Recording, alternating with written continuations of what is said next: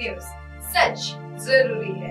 अफगानिस्तान में आए भूकंप से छात्रों का हुआ बड़ा नुकसान। अफगानिस्तान में भूकंप में मची भीषण तबाही के बाद कई देश अफगानिस्तान की मदद के लिए आगे आए हैं।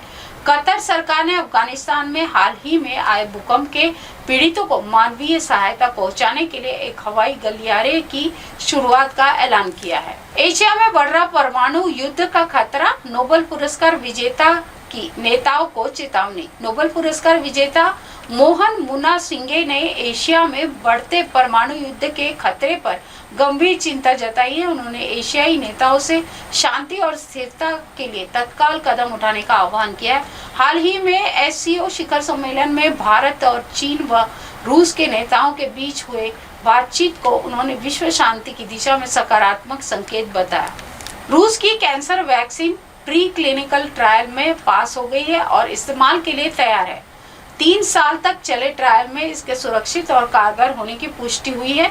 यह जानकारी रूस के federal medical and biological agency की हेड वेरोनिका ने दी है। उन्होंने बताया कि वैक्सीन पर कई सालों तक रिसर्च हुई है और 3 साल तक इसकी प्री क्लिनिकल ट्रायल हुआ है। इंटरनेट ब्लैकआउट, बलूचिस्तान में क्या करने की सोच रहा है पाकिस्तान, हैरान कर देगी एमनेस्टी इंटरनेशनल की रिपोर्ट। बलूचिस्तान के लोगों को 1 महीने के भीतर तीसरी बार इंटरनेट ब्लैकआउट का सामना करना पड़ रहा है। मानव अधिकार समूहों ने इस प्रवृत्ति की आलोचना की है। उनका कहना है कि यह प्रतिबंध बुनियादी मानवाधिकारों को नजरअंदाज करने के समान है।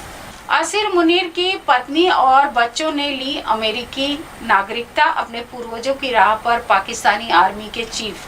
पाकिस्तान के सैन्य अधिकारी और नेताओं का लगाव अपने ही मुल्क से कम और विदेशों से ज्यादा दिखाई देता है। रिटायरमेंट के बाद ये अक्सर दूसरे देशों में जाकर बस जाते हैं। इनके बच्चे भी ज्यादातर बाहर ही पढ़ते हैं। इजराइल के खिलाफ लंदन में चल रहा था प्रदर्शन। पुलिस आई और 425 लोगों को उठा ले गई। गाजा में एक और बड़ी इमारत ध्वस्त। लंदन का पार्लियामेंट स्क्वायर शनिवार को अचानक तनाव का केंद्र बन गया। जैसे ही दोपहर 1 बजे सैकड़ों प्रदर्शनकारी यहां इकट्ठा हुए, उनके हाथों में कार्डबोर्ड और पोस्टर थे जिन पर लिखा था नरसंहार का विरोध, फिलिस्तीनी का समर्थन। यह प्रदर्शन ब्रिटेन सरकार की ओर से पैलेस्टाइन एक्शन नामक संगठन पर जुलाई में आतंकवाद निरोध कानून के तहत लगाए गए प्रतिबंध के विरोध में किया गया। शेख हसीना के तख्ता पलट के बाद बांग्लादेश पर आफत त्राहिमाम कर रही पब्लिक, संभाल पाएंगे मोहम्मद यूनिस।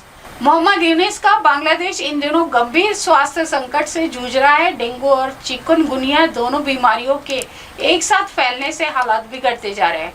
अस्पतालों में मरीजों की भीड़ बढ़ गई है और डॉक्टरों की आशंका है कि आने वाले हफ्तों में यह संकट और गहराएगा। ये उकसावे की कार्रवाई। ऑस्ट्रेलिया कनाडा ने दक्षिण चीन सागर में ऐसा क्या किया, ड्रैगन दिखाने लगा आंखें। अमेरिका और उसके सहयोगी देशों की नौसेना अक्सर ताइवान क्षेत्र से गुजरती है। ब्रिटेन और फ्रांस के बाद अब इस फहरिस्त में कनाडा और ऑस्ट्रेलिया का नाम भी शामिल हो गया है। चीन ने दावा किया है कि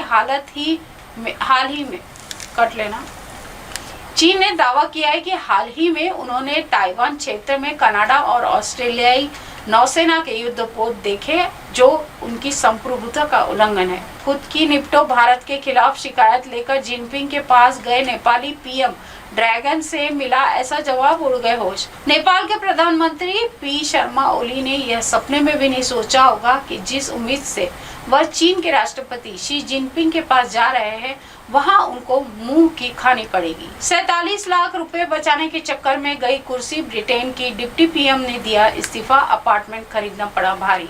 ब्रिटेन की उप प्रधानमंत्री एंजेला रेनर ने घर खरीद पर कर का कम भुगतान किए जाने के मामले में स्वतंत्र जांच के बाद शुक्रवार को इस्तीफा दे दिया। रेनर ने बुधवार को स्वीकार किया कि उन्होंने इंग्लैंड के दक्षिण तट पर हो में अपार्टमेंट की खरीद पर पर्याप्त कर का भुगतान नहीं किया था। इसी के साथ देश और दुनिया की तमाम खबरों के साथ बने रहें और देखते रहें MNS न्यूज लाइव। नमस्कार। हाय हेलो नमस्कार, मैं हूं पंकज विष्णु और आप देख रहे हैं MNS न्यूज। देखिए साईं बाबा की आरती लाइव शिरडी से हर रोज सुबह सिर्फ MNS न्यूज पर। आप देख रहे हैं एमएनएस न्यूज, सच जरूरी